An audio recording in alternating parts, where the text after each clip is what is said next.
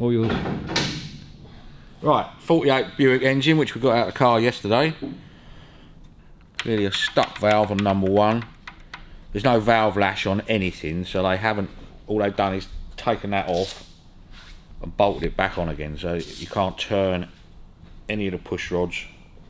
So it all needs to come apart and be reset anyway. But because it's been sitting so long, I want to pop the head off, have a look down the bores and see what's going on. Okay. Give her a good oil up, which is why we bought the whole gasket set. So yeah, just to strip down, get your oil pipes off.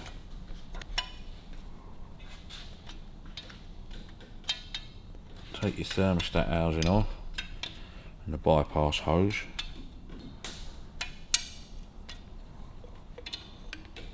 That's that one. Let's get that bypass off out of the way.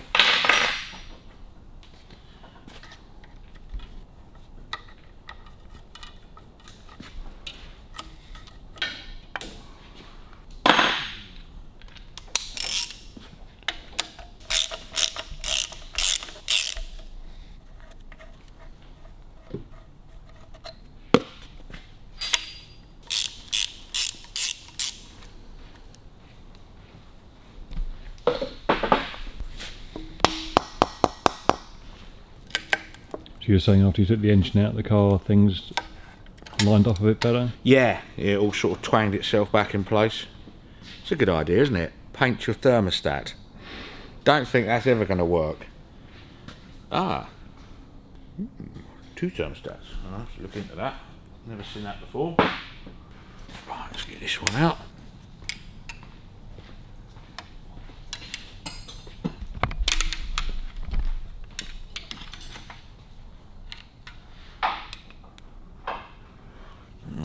That's the oil pipe, comes from there. Look, that's your oil gallery. Yeah? Yeah. The oil pumps in the bottom of the sump, pumps oil all the way along here in that tube. That goes from there, up there, into there, feeds all your rocker arms. That's your oil filter, and that'll be your feed out for the oil pressure gauge on the dashboard. We need to crack all of those.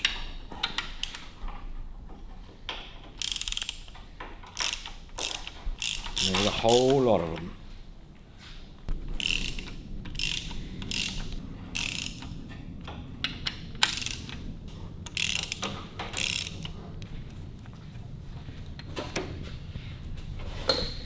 Quite common on these broken washers. So when you torque all that down, you won't get the right torque reading because the washer's busted. So you have to take all of that lot apart, which is a complete pain in the arse. But you've got to make sure all the oil galleries are clear. Yeah.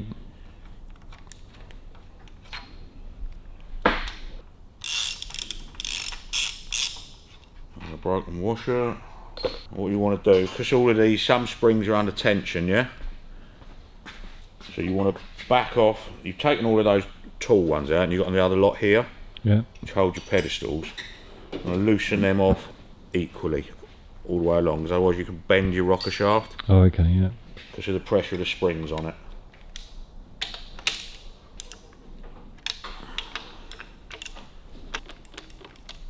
Bastard.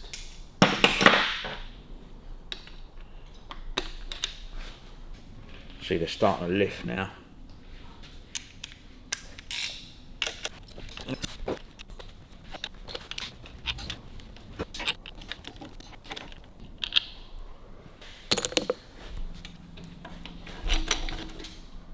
And that's all your rocker gear.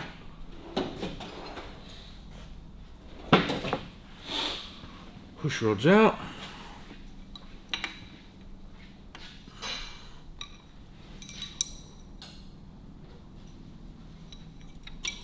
Can't see anything bent on those. Is that what you're looking for? Just bend? Yeah, they'd all get checked properly. But generally, it's only something like that one where we knew the valve was stuck could be bent, because they're only tubular. Nice burnt engine oil.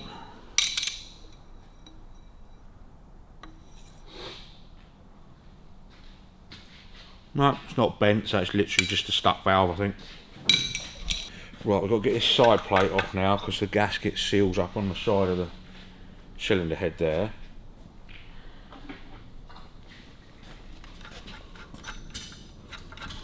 And this, normally, inside that casing is where you'll find how many miles, how much sludge and rubbish is in there, you know? That's your tappet chest in there.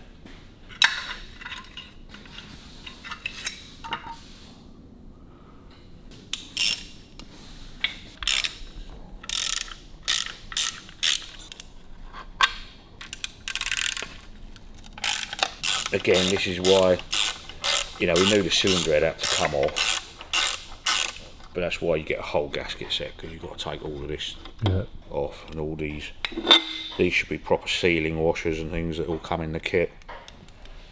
So when it all gets reassembled, you've got all the correct parts. Yeah, I do.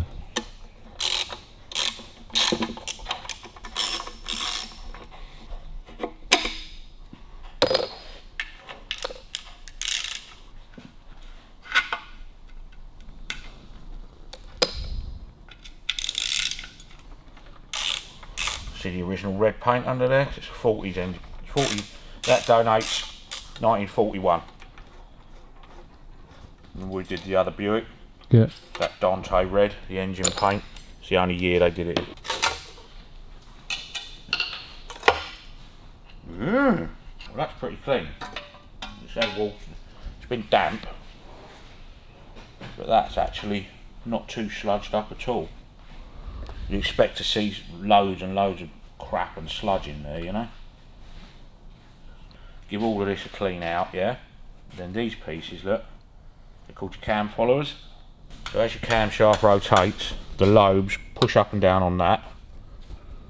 They go up and down and push your push rods up and down. But you want to get as much of that crap off before it all goes down into the bottom of the engine. Probably because we've got a whole gasket set, I'll pull the sump and clean it out anyway, just for the sake of half an hour, you know.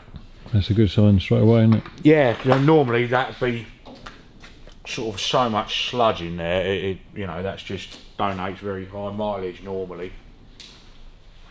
Right, so let's start cracking the cylinder head bolts. And they weren't that tight either, like he said it needed torquing down, but why he didn't do it I don't know. But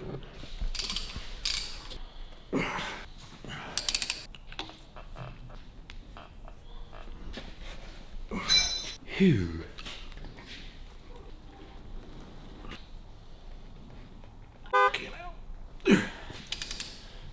That's not good. Shouldn't have one that tight and the rest loose, you know. Chances are it's very hard to bend these cylinder heads because they're so big and they're cast iron, but you can warp them.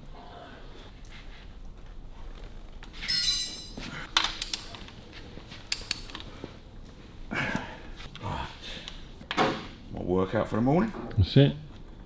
I don't know why it's got those rubbers on there. It might be 48's had them, I don't know, because that's just on your inlet valves to stop oil pouring down.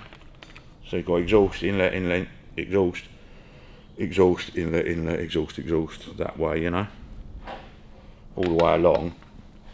It might be a fitting that was on 48, so I have no idea. Got a feeling it's a later cylinder head. I'll be able to look it all out, all these castings and stuff will tell you.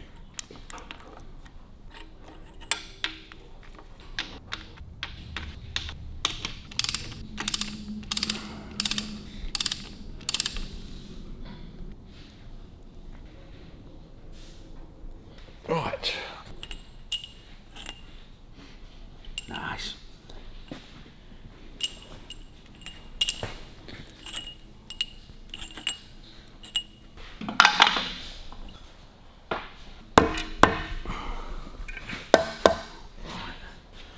Now, because we've got a bent valve, you don't want to slide it off, so we've got to pick it up first, yeah? And these are seriously heavy.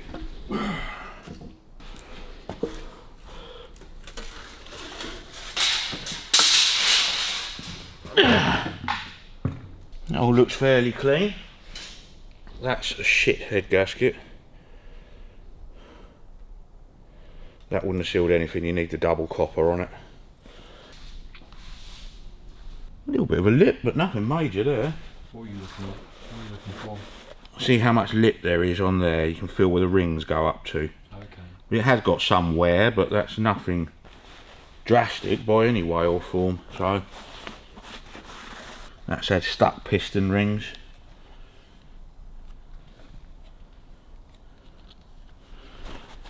I'll just give her a wind over.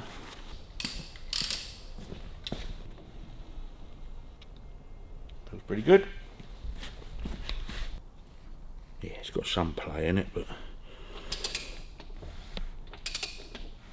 How come those pistons are... Is that the not standard shape of them? no, they're called it's called a squish band.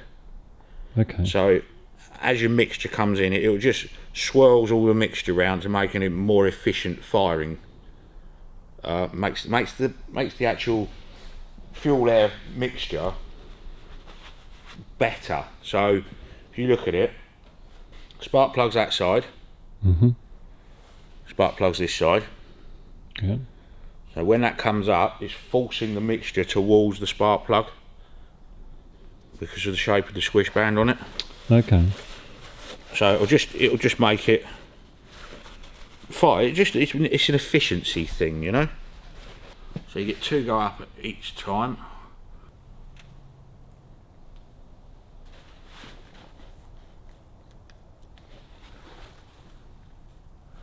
I would have said it's alright. What I do is I can pour some petrol down in there later on, and when they're all sort of semi-way up, Yeah. and then you can see how much is leaking down past the piston rings. Oil's better than petrol. Petrol will always slide down there.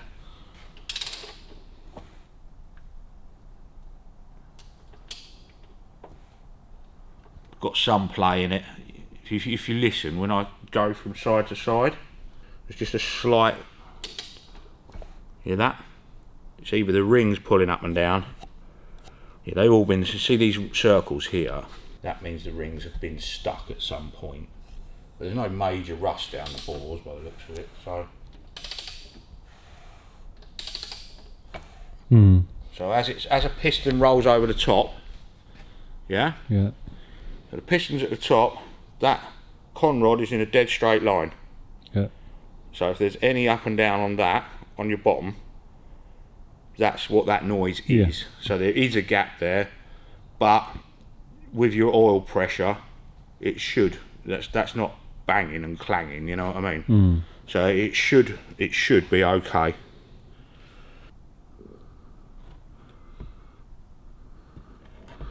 That's enough.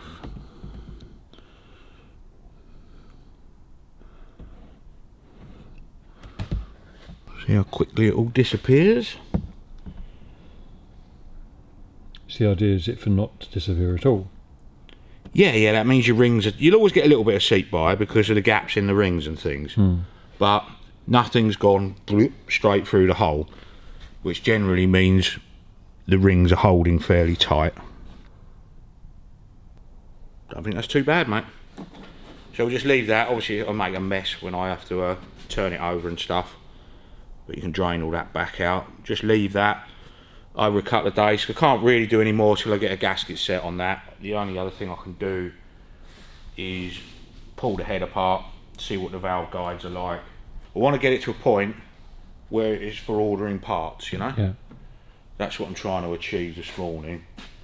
So I don't think anything drastic is there. I found out I could get from Bob's the oil filter cartridges for these, so we'll get one of those as well. Not a bad result then. No, I don't think so at all. It's got a bit of a lip there and there's a slight rock on those big ends, but I think when it's, you know, you've got to wang them over for ages with no plugs in to get some load of oil pressure up. Yeah, they're in right, because there's two different holes in these. You have a large hole, a small hole. That pressurises the oil up a bit more when it goes along the rocker rail, the rocker shaft. I'll have to look into whether those seals are correct or not. Wouldn't have thought they were personally, but we'll pop all of that out, and then later on today, and then I'll know whether it needs guides or not, but I don't think it will. So that's all quite a result on that. Isn't it? Yeah. Could be a lot worse. Oh shit, yeah.